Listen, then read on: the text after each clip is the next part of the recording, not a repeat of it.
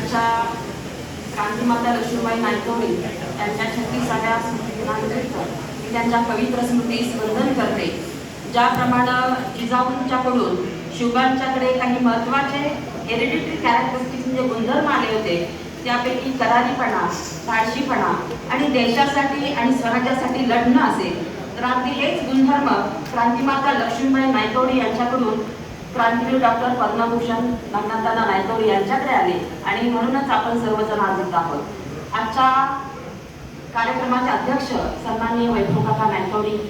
प्रमुख पाहुणे सन्माननीय प्राध्यापक डॉक्टर अवनीश पाटील साहेब, त्याचबरोबर व्यासपीठावरील मंचकावरील सर्व सन्माननीय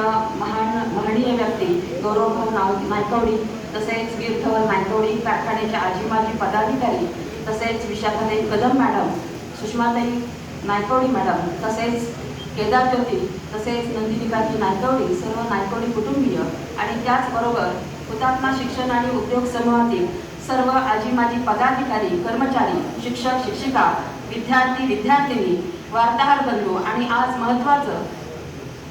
क्रांतिमाता लक्ष्मीबाई नायकवडी यांच्या नावे ज्या पुरस्कार दिला जातो ते दाम्पत्य म्हणजेच लक्ष्मीनारायणाचा जोडा आणि लक्ष्मीनारायण मोठे ताई या सर्वांचंच आणि हुतात्मा शिक्षण आणि उद्योग समूहावरती प्रेम करणारे सर्वजण, वाळवा गावातील सर्व ग्रामस्थ आणि सर्व